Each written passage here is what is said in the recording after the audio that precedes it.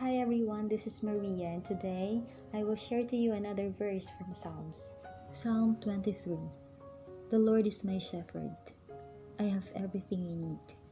He lets me rest in fields of green grass and leads me to quiet pools of fresh water.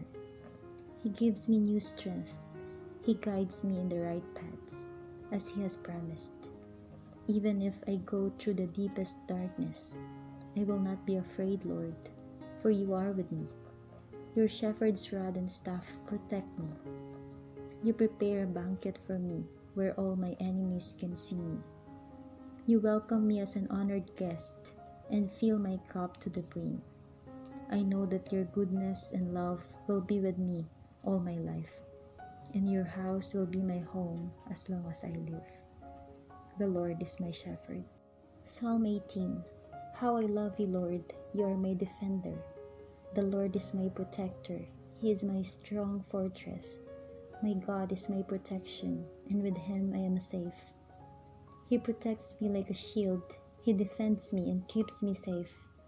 I call to the Lord, and He saves me from my enemies. Praise the Lord. Thank you so much for listening, and I hope you've been blessed by the scriptures. God bless you.